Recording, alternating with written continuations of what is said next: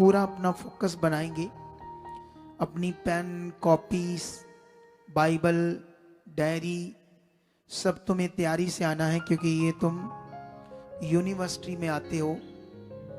ये बहुत बड़ा शिक्षा का यूनिवर्सिटी है आपके लिए। परमेश्वर के बाइबल का ज्ञान, परमेश्वर के वचनों का ज्ञान, जीवन की बातें। उन लोगों को देखो जो संसार में भटक रहे हैं, दर दर धक्के खा रहे हैं, लेकिन जीवन नहीं है उनके पास। उनको गुड न्यूज चाहिए आपकी, कि आप सुसमाचार दो लोगों को जो भटक रहे हैं, इस दुनिया में मर रहे हैं। खुद भी अच्छे से चलो और परमेश्वर के लिए भी जियो। तुम सबका काम है कि तुम सब गुड न्यूज दो परमेश्वर के राज का। परमेश्वर का राज क्या है? बाइबल में लिखा परमेश्वर का राज पृथ्वी का नहीं है, वो स्वर्ग का है। ये उसका राज का मतलब, उसके राज का मतलब ये है कि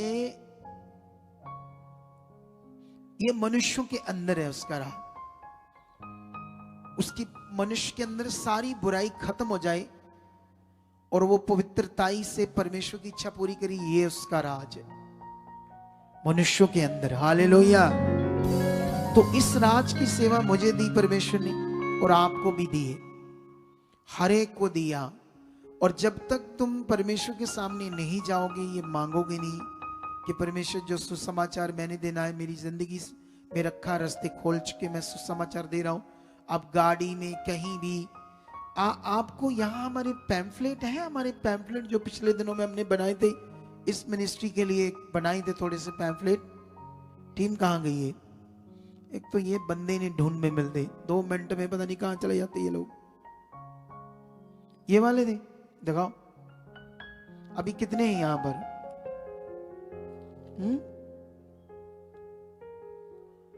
यहां पर लिखा नहीं ना, जैसे एवरी संडे, एवरी थर्सडे, यहाँ मीटिंग की टाइमिंग नहीं डाली, तो फिर उससे कैसे पता चलेगा कब आना कब नहीं आना लोगों को? तो ऐसे पैम्फलेट हमने बनाए हैं, ठीक है। आप क्या करो, हमेशा अपने पास रखो, जहां भी आप जाते हो तो बोलना है, ये देखो नीचे बड़ी बड़ी गवाहियां बनी हैं लोगों की, यहां धर्म नहीं बदलते, ये रौला है। आपकी जिंदगी अच्छी हो सकती है, एक बार जरूर आना। जितना भी ये करोगे, किसको खुश करोगे आप लोग? मैं इसमें मेंशन कराता हूं, आने वाले संडे से आपको ये मिलेंगे यहां पर, ठीक है, ताकि आप परमेश्वर के राज की सेवा कर सको। क्योंकि ये दे देना किसी को भी, ट्रक में, बस में जा रहे हो, ऑटो में जा रहे हो, कोई परेशान है, दुखी, उसी वक्त दो। सिर्फ प्रे के लिए जाओ, फ्री प्रेयर होती है। क्या होती है यहाँ पर? कोई पैसा नहीं लगता, 2-3 बार जाओ, देखना आपकी जिंदगी में प्रभु काम करेगा, शांति देगा। स्टार्ट में तो यही बातें करनी पड़ेगी आपको, लेकिन धीरे धीरे आपका वाकब हो जाते तो नंबर भी रख लेना, थोड़ा उत्साहित करना ताकि वो जुड़ा रहे। ये पकड़ो, बंदे कहां अपने? बंदे मेन है, हाँ इधर देखो ध्यान से। तो अभी इधर देखो ध्यान से, अभी क्या करना है तुम लोगों ने? तो ये काम परमेश्वर के लिए करना है, खुशी से, आनंद से, क्योंकि दुनिया को जरूरत है। बहुत दुख में है संसार, लेकिन जो विरोध करने वाले हैं वो दुष्ट के गुलाम हैं। उन्होंने अब विरोध करते रहना है और नाश हो जाना है परमेश्वर के सामने। लेकिन हमें जीवन, दुनिया को मिले अनंत जीवन, वो हमेशा के लिए स्वर्ग के अधिकारी हो जाएं, इसके लिए हमें परमेश्वर की इच्छा पूरी करनी है। और ये हमारी भक्ति है, ये हमारी भक्ति का पार्ट है। कितनों को समझ आती है? और एक चीज, चाहे हमारी टीम हो, चाहे आप हो, जब तुम यहां आगे संगति शुरू होगी, जब लाइव स्टार्ट हो गया, मुझे एक भी बंदा कुछ खाता पीता नजर नहीं आना चाहिए। याद रखो, ये दिमाग सेट कर लो आप सारे। जब तक संगति खत्म नहीं होती, तुमने ये पिकनिक नहीं बनाना प्रभु के घर को कि उधर बैठा लवाफे से निकाल कर कोई रोटी का टुकड़ा खा रहा है। ये दिमाग सेट कर लो, ये आप निरादर करते हो संगति का। 10 बजे से पहले पहले कुछ खाना खा लो। ना हमारी टीम, ना मैं ऐसा करता हूं, ना आप करोगी। कितनों को बात समझ आती? एवरी मीटिंग में सीरियस होकर परमेश्वर का वचन सुनो। सब लोग ये गलत आदतें अपनी जिंदगी से निकालनी है। अगर ये है, इसे आप सीरियस नहीं ना लेते मेरी बात को, तो आप आत्मा का निरादर करते हो। और बाइबल में लिखा, आत्मा की बात का निरादर करना बहुत ही, ऐसे लिखा उसका क्षमा नहीं होगा, ऐसे भी लिखा। याद रखना, ये आत्मा की बातें सारी जो आपने पकड़ कर रखनी है। नाउ स्टार्ट, हम परमेश्वर का वचन स्टार्ट करेंगे। नया जन्म की बात मैंने की थी इस थर्सडे को। इट्स वेरी इंपॉर्टेंट आज का टॉपिक, नया जन्म। आप जानते हो यीशु मसीह ने निकोदेमस को कहा, मैं तुमसे सच सच कहता हूं कि जब तक मनुष्य नए सिरे से न जन्मे वह परमेश्वर के राज्य को देख। तो ऐसे थंबनेल पर लिखा, देखो पढ़कर क्या लिखा थंबनेल, क्या नया जीवन क्या है।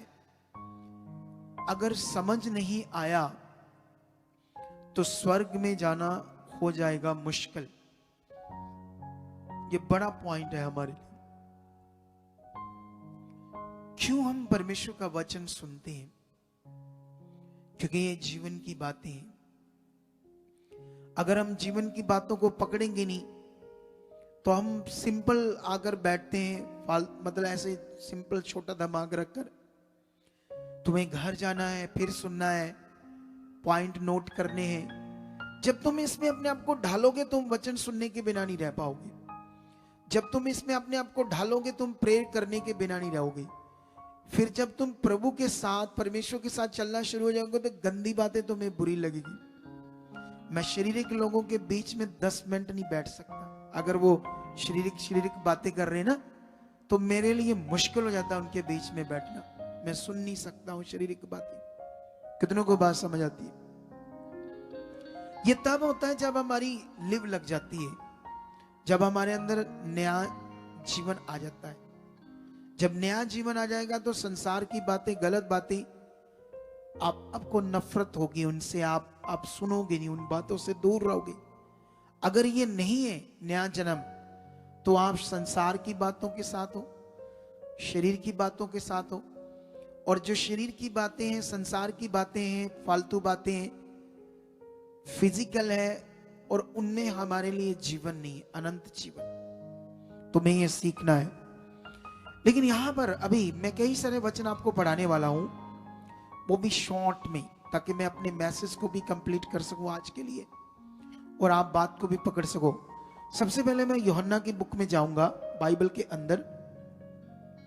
और यूहन्ना की बुक में, यूहन्ना सुसमाचार की बुक जिसे कहते हैं, यहां पर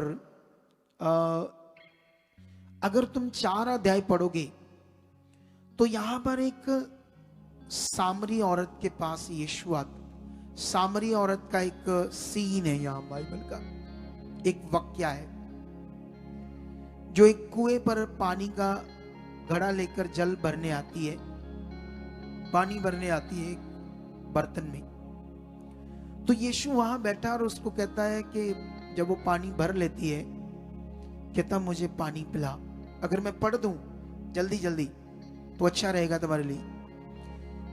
10 में लिखा 4 की यीशु ने उत्तर दिया, यदि तू परमेश्वर, मतलब यहां पानी मांगा तो उसने कहा तू तो यहूदी है, तू मुझसे पानी क्यों मांगता है?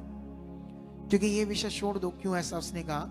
क्योंकि यहूदी ही उस समय दुनिया में पवित्र माने जाते थे परमेश्वर के पास, बाकी सब अपवित्र, ऐसा करके, इसलिए उसने कहा। तो 10 में यीशु ने उत्तर दिया, यदि तू परमेश्वर के वरदान को जानती और ये भी जानती कि वह कौन है जो तुझसे कहता कि मुझे पानी पिला, तू उससे मांगती पानी और वह तुझे जीवन का जल देगा। स्त्री ने उससे कहा, हे प्रभु, तेरे पास जल भरने के लिए तो कुछ बर्तन भी नहीं है और कुआं गहरा है, तो फिर वह जीवन का जल तेरे पास कहां से आया? क्या तू हमारे पिता याकूब से बड़ा है, जिसने हमें ये कुआं दिया और आप अपनी संतान और अपने पशुओं समेत इसमें से पिया। यीशु ने उत्तर दिया, जो कोई ये जल पिएगा वह फिर प्यासा होगा, परंतु जो कोई उस जल में से पिएगा जो मैं उसे दूंगा वह फिर अनंत काल तक प्यासा ना होगा, वरन जो जल मैं उसे दूंगा वह उसमें एक सोता बन जाएगा और अनंत जीवन के लिए उमड़ता रहेगा।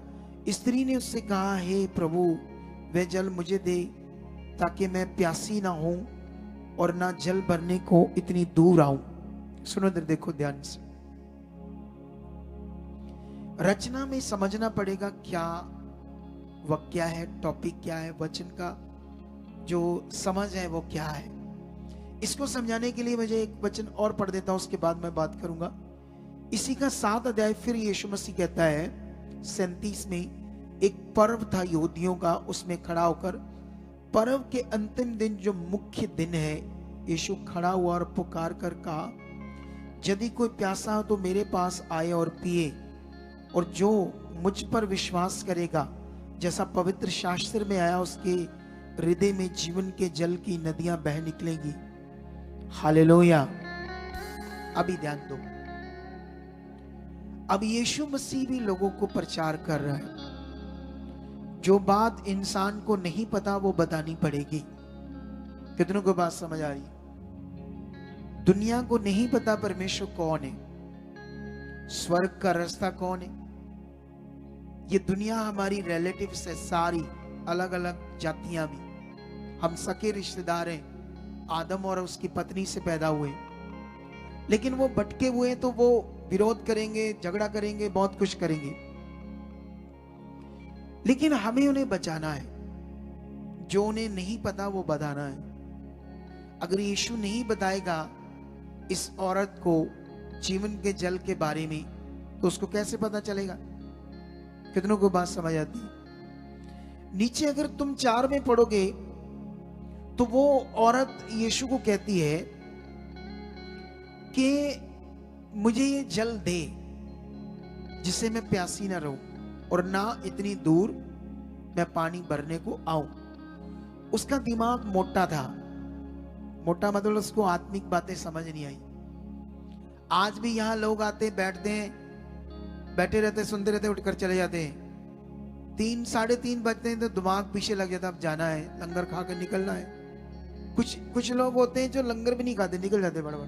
पता नहीं कौन सा घर काम है, कौन सा घर से रिश्ता है, इतने पवित्र घर में आए, हम जीवन के पास आए, कौन सी चिक चिक चिक चिक चिक चिक लगी रहती कुछ लोगों को भागने की घर में।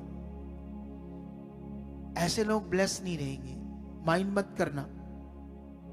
क्यों बता रहा हूं? क्योंकि ये बात बताऊंगा तो आपको समझ आएगी। जो बात आपको पता ही नहीं वो बतानी पड़ेगी ना आपको। कहां आपका लॉस है, कहां आपका फायदा है, कैसे परमेश्वर काम करता है, कैसे शैतान काम करता है, ये बातें बताने से ही तो लोगों को पता चलेगी। जैसे यीशु ने बताया, यीशु ने उससे कहा, जा अपने पति को लेकर आ, फिर तुम्हें ये जीवन का जल दूंगा। वो कहती मेरा पति नहीं है। वो कैरेक्टरलेस थी, व्यभिचारण थी, 5 पति करके छोड़ चुकी थी। अभी जिसके घर में बैठी थी बिना शादी से बैठी थी और व्यभिचार में थी, पति पत्नी के रिश्ते में थी। यीशु ने कहा, हाँ तू ठीक कहती है, तूने पहले 5 पति छोड़े, जिसपे अब बैठी वो भी तेरा नहीं, तो ठीक है। ओ दंग रहेगी, कहती तू कोई बड़ा भविष्यवक्ता है जिसने मेरे जीवन को देख लिया। कितनों को बात समझ आती? फिर वो बातें होती है, वो यीशु से बात करता है, वो कहती है कि जैसे थोड़ा सा ये कोई पहाड़ था वहां, कहती है हमारे बाप दादों ने इसी पहाड़ पर आराधना की परमेश्वर की, और तुम कहते हैं कि वह जगह यरूशलेम में यहाँ आराधना करनी चाहिए, सुलेमान का भवन। लेकिन यीशु मसीह ने कहा वह समा आता है और तुम ना तो इस पहाड़ पर पिता की आराधना करोगे और ना यरूशलेम में। ये जो फाउंडेशन खत्म, ये रीति रिवाज खत्म, क्योंकि यीशु अपना काम पूरा करने वाला है और परमेश्वर की आराधना जो है पूरी दुनिया में हर कोने में होगी। और मनुष्य के अंदर होगी। क्या होगी? ये तो हमारे लिए एक टीचिंग सेंटर है तैयार होने के लिए, लेकिन तुम्हारे अंदर जो आराधना है वो तुम्हारे घर में भी चलनी चाहिए, बिजनेस पर भी चलनी चाहिए, ऑटो में भी चलनी चाहिए। ऐसा जीवन का जल का सोता बनना चाहिए तुम्हारा जीवन। अगर ऐसा नहीं है तो तुम सिंपल से इंसान हो, जैसे ऐ करके फूक मारेगा शैतान तो आगे भी कर सकता है। सिंपल से तुम एक बड़े मकसद, एक बड़े अनुभव के लिए बुलाए गए हो, एक बड़े अनुभव के लिए कि तुम्हें समझ आए इस दुनिया का सर्वशक्तिमान कौन है। तुम्हारी वो मन की आंखें खुलनी चाहिए, तुम्हारा वो जीवन बनना चाहिए जिसके लिए तुम बुलाए गए हो। तुम्हें मेरे वचन को रिपीट सुनना होगा, घर जाकर 2 बार 3 बार उसके पॉइंट को मन में रखना होगा। क्या मैंने सुना, उन बातों के लिए परमेश्वर के सामने जाना होगा, रखना होगा, तुम्हें प्रैक्टिकल करना होगा, प्रैक्टिस करनी होगी। अगर अपने घर को स्वर्ग बनाना चाहते हो और ऊंची जिंदगी जीना चाहते हो। कितनों को बात समझ आ रही है? लेकिन यीशु मसीह ने ये बातें उसे समझाई। लेकिन यीशु मसीह ने क्यों बताया कि तू मुझसे मांगती पानी तो मैं तुम्हें जीवन का जल दूंगा। ये जो जीवन का जल है यही नया जन्म है। क्या है? उसने कहा तुम्हारे अंदर जीवन के जल का सोता बन जाएगा। एक ऐसा जीवन तुम्हारे अंदर आ जाएगा जिसके बारे में तुमने कभी सोचा भी नहीं, अपेक्षा भी नहीं। हमारे पास जो जीवन है इस दुनिया में शारीरिक, ये बड़ा खराब है, अजीब है, लालची है। एक मिनट में इधर हो जाता है, एक मिनट में गुस्सा आ जाता है, एक मिनट में निराश हो जाते हैं, एक मिनट में हमारा मन खराब हो जाता है, एक मिनट में ही पता नहीं क्या क्या सोचने लग जाते हैं, गुस्सा, क्रोध, फालतू बातें। ये शारीरिक जीवन है। एक मिनट में परमेश्वर के ऊपर भी कभी कभी संदेह आना शुरू हो जाता है, कब होगा, कैसे होगा। ये हमारा शारीरिक जीवन है। और जिसके अंदर नया जीवन आ गया ना, शरीर के 100 टुकड़े भी हो जाए कभी नहीं परमेश्वर का इनकार होगा, क्योंकि नया जीवन चीज ही ऐसी, उसमें परमेश्वर का अनुभव ही ऐसा होगा। और जानते, जो मैंने यही यूहन्ना का 7 अध्याय पढ़ाया, वहीं पर नीचे जो 39 था, 37 और 38 मैंने पढ़ा दिया। और जब मैं 39 पढ़ाऊंगा तो ये जीवन ऐसे लिखा 39 में, उसने ये वचन पवित्र आत्मा के विषय में कहा जिसे उस पर विश्वास करने वाले पाने पर थे, क्योंकि आत्मा अब तक ना उतरा था, क्योंकि यीशु अब तक अपनी महिमा को ना पहुंचा था। पवित्र आत्मा का दान जो मिलना है ना, उसके लिए तो यीशु को क्रूसीफाई होना था। तो अभी वो काम पूरा नहीं हुआ, तो इसलिए किसी के लिए भी पवित्र आत्मा नहीं था। लेकिन ये जो जीवन का जल है ये पवित्र आत्मा है। ये आपके अंदर जो एक जीवन का सोता बनना है, ये पवित्र आत्मा है। और इसके लिए मैं कुछ चीजें और आपको समझाता हूं ताकि तुम्हें समझ आए क्या करना है। अपनी नए जन्म की कुछ बातें समझाता हूं। यूहन्ना 1 की 12-13 पढ़ते थे, ऐसे लगा, परंतु जितनों ने यीशु को ग्रहण किया उसने उन्हें परमेश्वर की संतान होने का अधिकार दिया, अर्थात उन्हें जो उसके नाम पर विश्वास रखते हैं। वे ना तो लहू से, ना शरीर की इच्छा से, ना मनुष्य की इच्छा से, परंतु परमेश्वर से उत्पन्न हुए। ये नए जन्म की बात हो रही। ये जन्म जो है इसे और समझना है। मैं कुछ और वचन तुम्हें पढ़ाता हूं। अब हम अगर पतरस की बुक में जाते हैं तो पतरस की बुक में यहां पर एक वचन है 1:23, ऐसे लिखा है, क्योंकि तुमने नाशवान नहीं पर अविनाशी बीज से, जो परमेश्वर के जीवते और सदा ठहरने वाले वचन के द्वारा नया जन्म पाया है। ये सदा ठहरने वाला जो अविनाशी बीज है, ये पवित्र आत्मा है। पवित्र आत्मा के द्वारा नया जन्म है। कितनों को बात समझ आती? निकोदेमस को भी यीशु ने यही कहा था, जब तक तुम जल और आत्मा से न जन्मो। और जल की बात मैंने समझा दी थी थर्सडे। ये बपतिस्मे की बात नहीं हो रही थी, ये एक शरीर के जन्म की बात हो रही थी, जो एमनाइटिक फ्लूइड के अंदर हमारा शरीर बनता है पानी में, वो जन्म। और उसके बाद पवित्र आत्मा का जन्म। पवित्र आत्मा का जन्म क्या है? अगर ये तुम्हारा हुआ नहीं नया जन्म, तो तुम शरीर में रह सकते हो, पाप में रह सकते हो, तुम्हारे अंदर कॉन्टिन्यू व्यभिचार के ख्याल चल सकते हैं, तुम्हें असली जिंदगी का अनुभव फिर होगा नहीं। लेकिन अभी और वचन पढ़ा था तुम्हें, अगर दूसरा कुरिन्थियों 5:17 में पढ़ोगे तो वहां पर भी ऐसे लिखा है, मेरी तरफ देखो, घर जाकर पढ़ लेना, लिख लेना। दूसरा कुरिन्थियों 5:17 में लिखा, अब जो मसीह में है नई सृष्टि है, मतलब नया प्राणी, नया मनुष्य, अब पुराना नहीं है, उसका नया जन्म हो गया, वहां भी लिखा है। लेकिन अभी ये सारी बातों के बाद एक और पावरफुल वचन है तुम्हारे लिए जो तुम्हें देना है। ये वचन है याकूब की पत्री में, इसे पढ़ाते हैं आपके लिए, ठीक है, ताकि इस वचन में भी कोई खास बात है आपके लिए। ये वचन मिलेगा हमें 1:18 में, याकूब की पत्री। उसने अपनी इच्छा से हमें सत्य के वचन के द्वारा उत्पन्न किया, ताकि हम उसकी सृष्टि की वस्तुओं में से एक प्रकार के प्रथम फल हो। ये बड़ा ही गहरा वचन है, ये याकूब ने लिखा। ये याकूब की पत्री लिखी थी इजराइलियों के लिए। इजराइली व्यवस्था में अभी भी लथपथ थे। व्यवस्था का मतलब होता है जो मूसा ने व्यवस्था दी, जिसमें पवित्र आत्मा का दान नहीं मिलता, जिसमें मटीरियलिस्ट चीजों के द्वारा परमेश्वर के साथ धार्मिकता करनी थी, जैसे दुनिया करती है। समझ आया कि नहीं आया? जैसे हम पहले करते थे, कोई मटीरियलिस्ट चीज। लेकिन अभी भी हमारे चर्चेस के लोग व्यवस्था में ही है। उन्हें व्यवस्था से बाहर आना होगा, और तुम्हें भी बढ़ना होगा, तुम्हें भी आत्मा से जीना होगा, प्रैक्टिकल करके। जब तुम, जिस दिन आत्मा तुम्हारे अंदर काम करने लगा, तुम बड़ा तेज सुसमाचार दोगे। अगर तुम्हारे अंदर काम नहीं करेगा तो तुम सुसमाचार नहीं दोगे। सच्ची, तुम परमेश्वर की किंगडम को नहीं बढ़ाओगे, तुम स्वार्थी रहोगे, अपने लिए आओगे, और अपने भी कामों में ऊपर नीचे सफल नहीं हो पाओगे शरीर में। वचन को तो समझना होगा। मेरा काम है वचन सिखाना, मेरा काम है वो जीवन की बातें देना जिससे तुमने आगे जाना, जिससे तुम्हें बरकत आनी है। मैं जो कुछ सिखाऊंगा तुम्हारे भले के लिए, आत्मा के द्वारा तुम्हें से लेना होगा। तुम्हारे लिए ये लाभ है बड़ा। कितनों को बात समझ आ रही? लेकिन यहां पर ये वचन लिखा, सत्य के वचन के द्वारा उत्पन्न किए। हम जो बाइबल में लिखा ना, तुम सत्य को जानोगे, सत्य तुम्हें आजाद करेगा।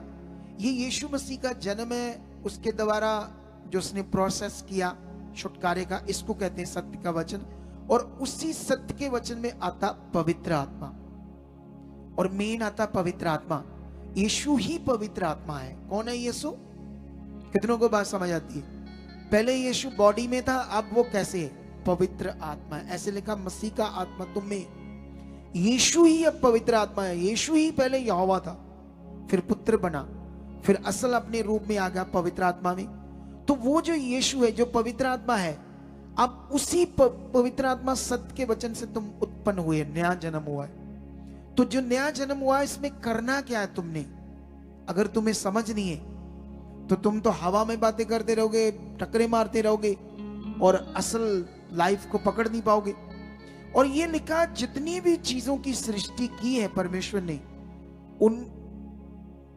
उन वस्तुओं में से एक प्रकार के प्रथम फल है। नया जन्म, इस दुनिया में जो कुछ परमेश्वर ने बनाया, हम परमेश्वर का प्रथम फल है, फर्स्ट फल है। एक नई सृष्टि परमेश्वर की, बड़ी ताकतवर चीज, इतनी पावरफुल चीज परमेश्वर ने हमें मसीह में तैयार किया ना। लेकिन वो मसीह में तैयार तो हुए नहीं बेचारे, उनको पकड़ा दिया तेल और अनाइंटिंग बनाकर, कपड़ा पानी टुच टुच टुच, चलो लाओ, चलो बहनों भाइयों, ਇਹਦੇ ਵਿੱਚ ਤੁਹਾਡਾ सारा कुछ बंद कर दिया डब्बे में उनका दिमाग। बाइबल में लिखा, तुम उसके आत्मा के द्वारा भीतरी मनुष्य तुम में सामर्थ पाकर बलवंत होते जाओ, ताकि समझ पाओ उसकी लंबाई चौड़ाई गहराई कितनी है। किसकी? परमेश्वर की। आत्मा के द्वारा कहां लिखा रुमाल, कपड़ा, तेल, पानी, मटेरियल, इनसे तुम्हारे साथ ये होगा, वो कहां लिखा कोई वचन उनके बारे में? जैसे तुम्हारी मन की आंखें खुलनी, जैसे तुम्हारी आत्मिक उन्नति, कहां लिखा ये? तो बाबा वाला काम हो गया, दुनिया वाला। किसी ने मेरे ऊपर वीडियो बनाई कि मैं जो भी कर रहा हूं बजिंदर पास्टर की कलीसिया को खींचना चाहता हूं। एक होता मोटा दिमाग, इतना मोटा दिमाग, बहुत ही मोटा दिमाग था उस बंदे का जिसने वीडियो बनाई मेरे ऊपर। उसको पता होना चाहिए कि जो बजिंदर के लोग हैं वो भक्त हैं मटीरियलिस्ट चीजों के, वो मेरी नहीं सुनेंगे ये बातें और नहीं आएंगे यहां। उस मूर्ख को जिसने मेरे ऊपर वीडियो बनाई, मुझे आज कहना पड़ा, सॉरी परमेश्वर मुझे माफ करना।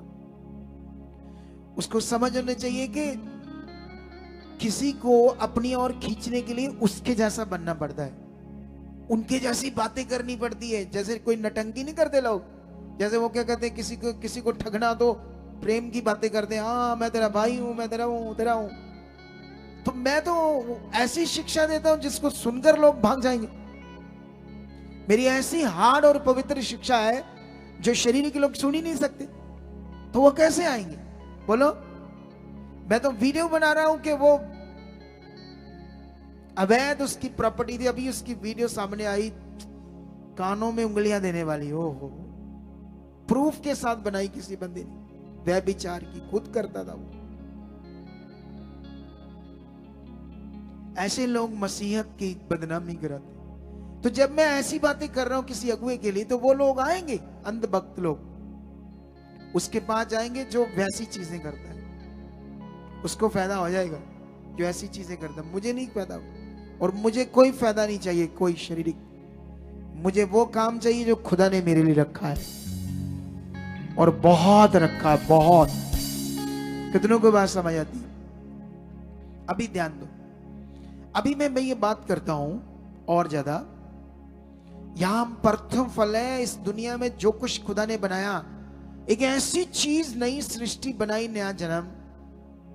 वाह, इसका अच्छे तरीके से कलीसियाओं को पता ही नहीं। मैंने आज इस पर टॉपिक दिया है, मैं कोशिश करूंगा इसको कभी छोड़ना नहीं।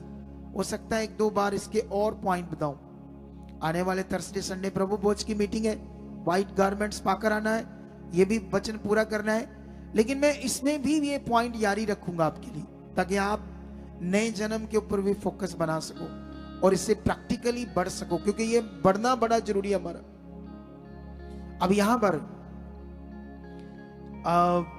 ये वचन मेरा कंप्लीट हुआ, लेकिन एक अगर तुम और वचन पढ़ोगे एक जगह पर कुरिन्थियस में, तो वहां पर भी एक बात लिखी है।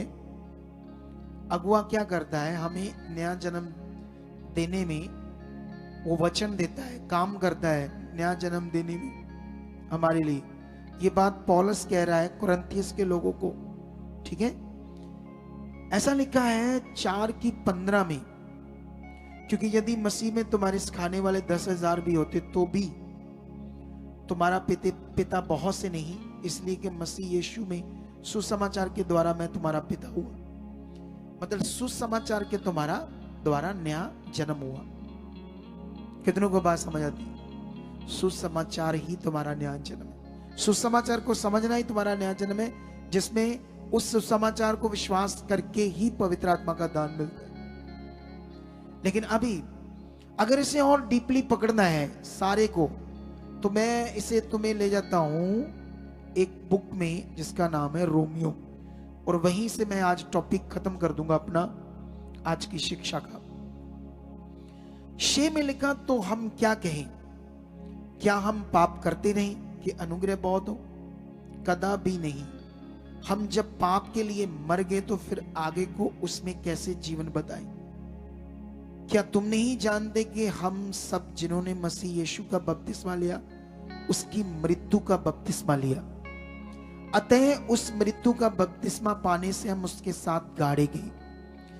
यीशु मसीह जो क्रॉस पर मरा, वो सारे संसार के उस मौत के लिए मरा जो मनुष्य को आनी थी। क्या आनी थी? बाइबल में लिखा है एक मनुष्य के द्वारा जगत में पाप आया और पाप के द्वारा मृत्यु आई। चाइना में एक व्यक्ति ने सूप पिया, किसका? चमगिद्दड़ का। बोलो, चाइना में सांप खाते हैं, जानवर अजीबोगरीब जो दुनिया में जानवर सारे खा लेते हो, इतने शैतान के गुलाम हैं। वहां पर एक व्यक्ति ने चमगिद्दड़ का, जिसे बोलते हैं कोरोना, क्या बोलते हैं उसको इंग्लिश में, उसको क्या बोलते हैं? कोरोना। चमगिद्दड़ का सूप पिया।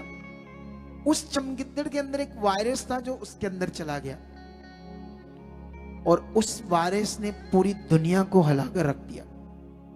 बोलो, लाखों लोग मर गए, बच्चे अनाथ हो गए, बाप मर गए, मां मर गई,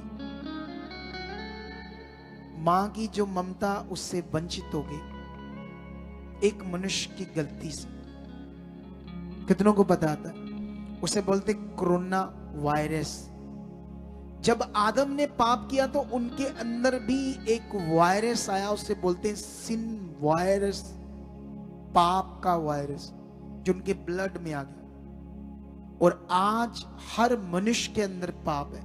हमारा प्रचार किसी धर्म के लिए, जात पात के लिए नहीं है। ये धर्म परिवर्तन का जो दोष है, ये शैतान उभार रहा है लोगों को, ताकि लोग अनंत जीवन ना पाए।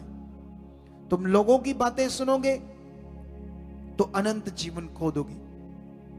आने वाले दिनों में कुछ ऐसे कानून आ जाने कि तुम्हें शायद पगड़ी बांधकर आने ना दे, सीख लो, फिर क्या करोगे? छोड़ देना यीशु को कि यहां जीवन चाहिए।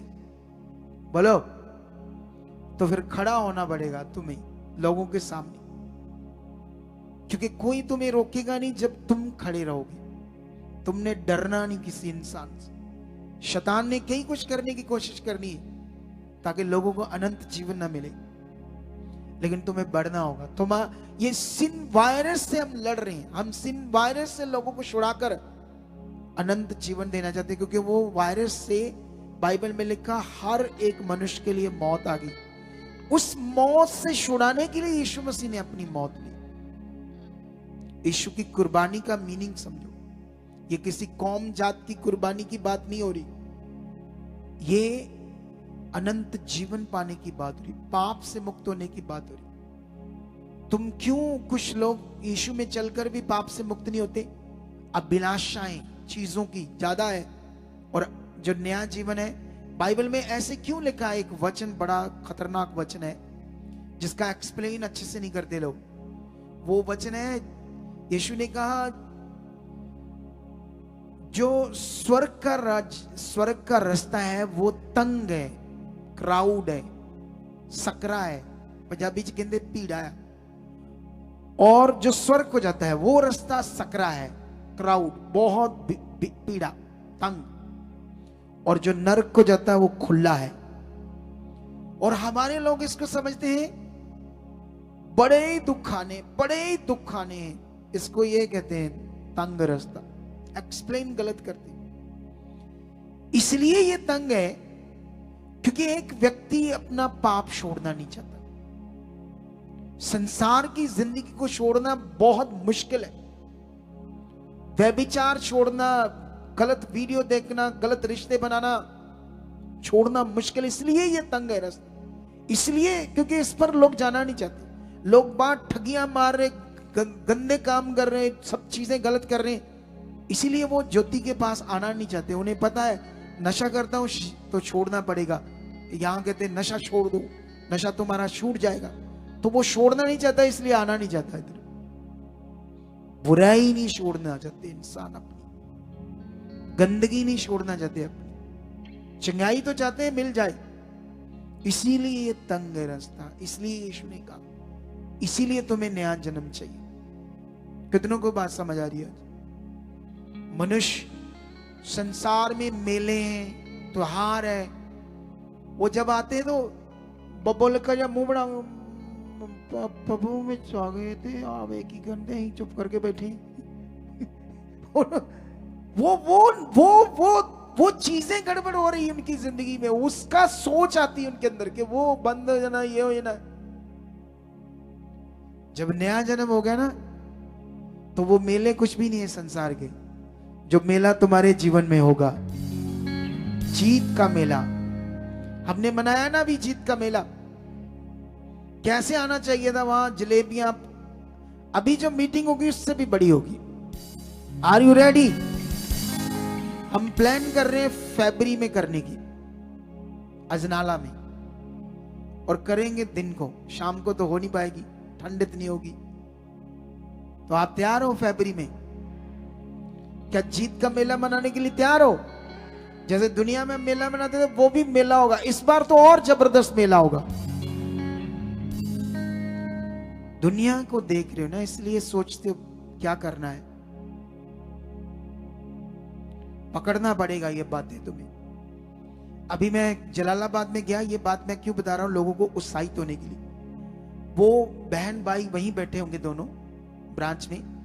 तो मेरा ये बात करने का मीनिंग ये नहीं कि मैं वो, मतलब अगर किसी की हम बात करते हैं उसके अच्छे के बारे में तो उसको बड़ी खुशी मिलती है, लेकिन खुशी के साथ साथ उन्हें ध्यान रखना पड़ेगा कहीं घमंड ना आ जाए कि मैं अच्छा कर रहा हूं, तो इसीलिए मेरी खुदा के दास ने इज्जत की है, मुझे महिमा दी है।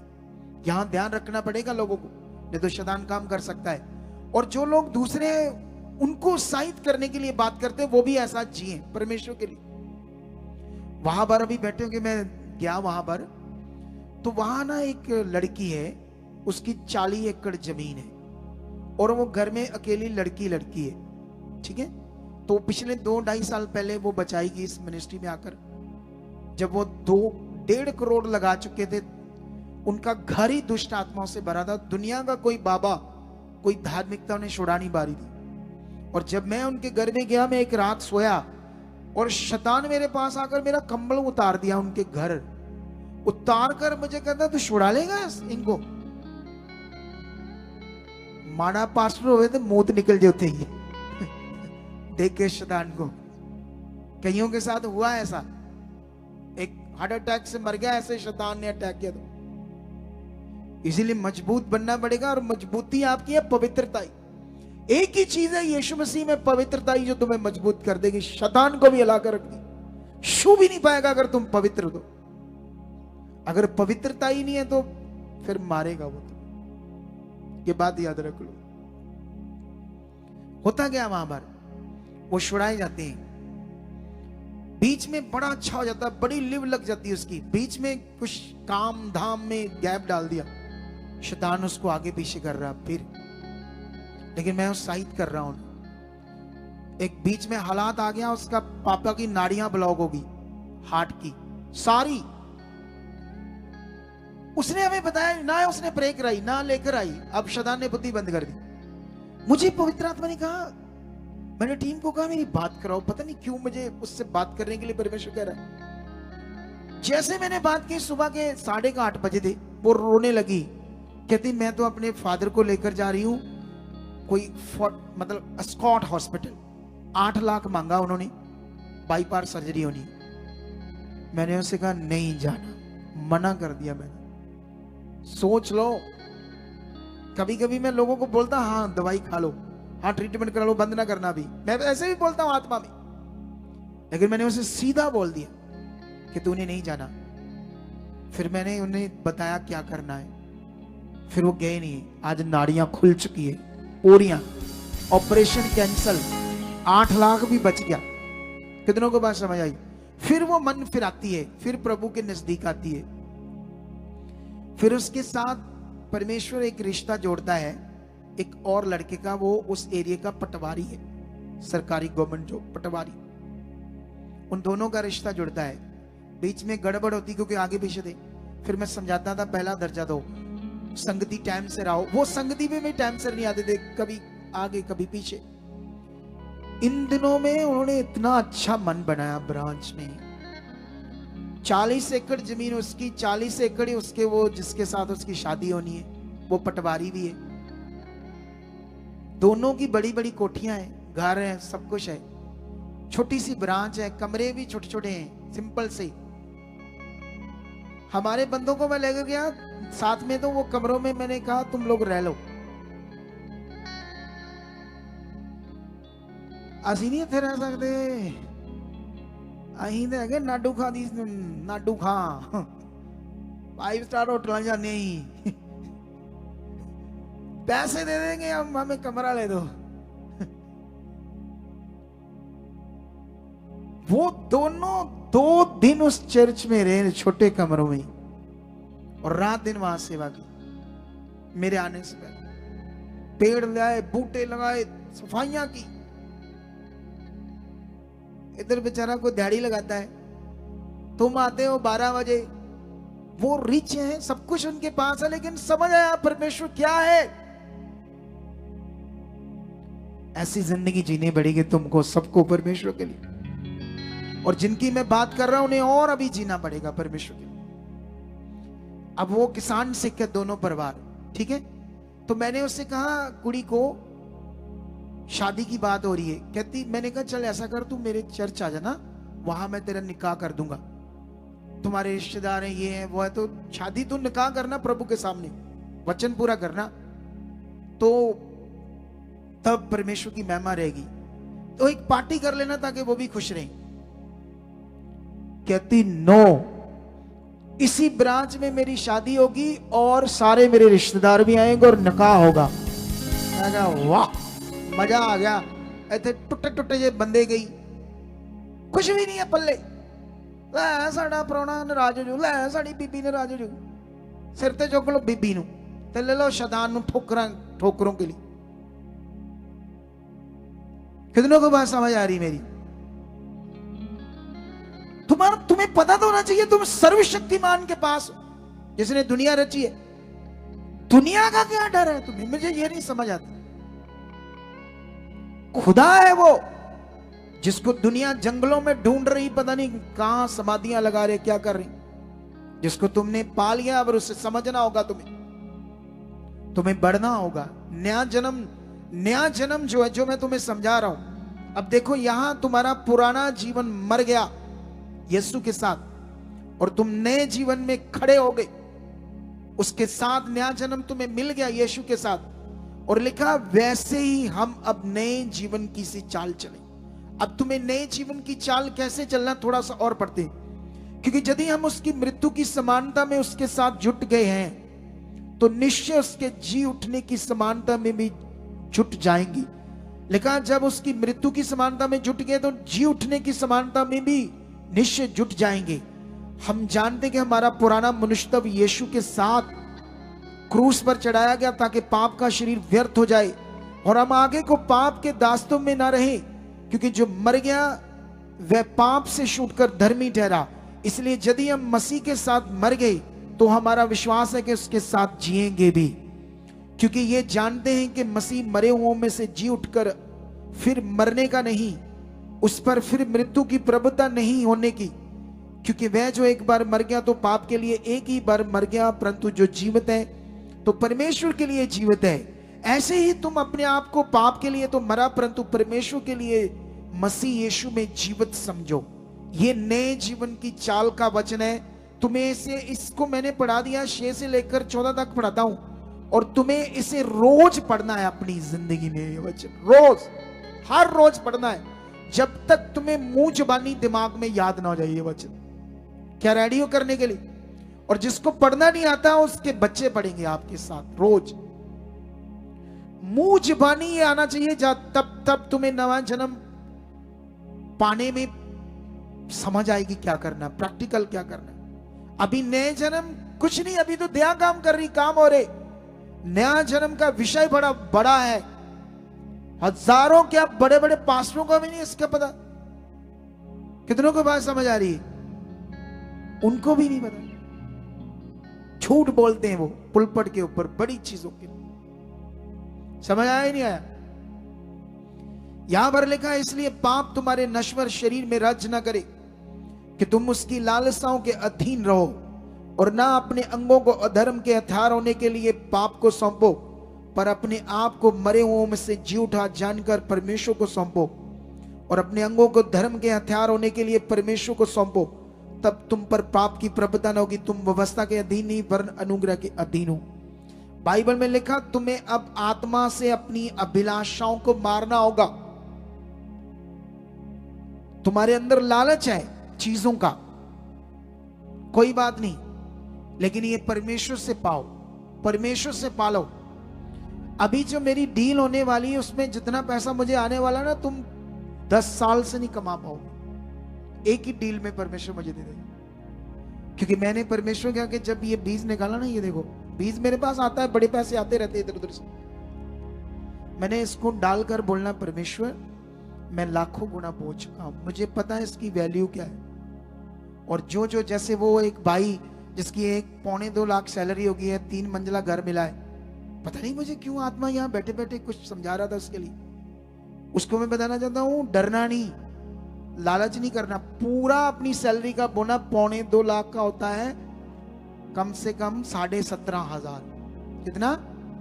जब लोग डालते ना 17,500 महीने, तो फिर सोचते हैं ये तो ज्यादा है, आधे डाल दो।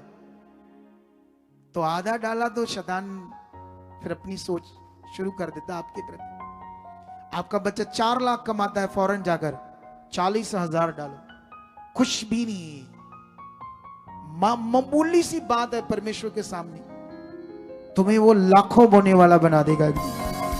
वफादारी करनी है आप लोग, क्या करनी है? ऐसा बनना है तुम्हें। तुम सिचुएशन सोचते मैं इतना कमाता हूं, मेरा इतना, मेरा सरता नहीं, वचन पूरा नहीं करते। वचन पूरा करना है, हालात भी है, कुछ चीजें चले, लेकिन करो वचन पूरा। ये करते करते वचन एक दिन पूरा ऐसे ऊपर ले जाएगा खुदा, ऐसे। जब यूसुफ वचन पूरा कर रहा था, उसको अपने ही मार रहे थे, बेच रहे हैं, गुलाम बन रहा है, गुलामी में भी औरत उसके दवाले कर देता है शैतान, लेकिन वो जानता था ये व्यभिचार मुझे नाश कर देगा, वहां से भागता है, लेकिन वो पकड़कर उसे जेल में बंद कर दे। 2 साल जेल में रहता है, वो भी पाप जो उसने किया नहीं, लेकिन कंप्लेंट नहीं करता। परमेश्वर कहता मेरे पवित्र बच्चे, तुम्हें मैं इस देश के ऊपर प्रधानमंत्री बनाता हूं, क्योंकि तूने मेरा वचन पूरा किया। चाहे तू हालातों में रहा, ऐसे तुम्हारे साथ करेगा जब तुम पवित्रताई में रहकर वचन पूरा करोगे। कितनों को बात समझ आती है? तो मैंने नहीं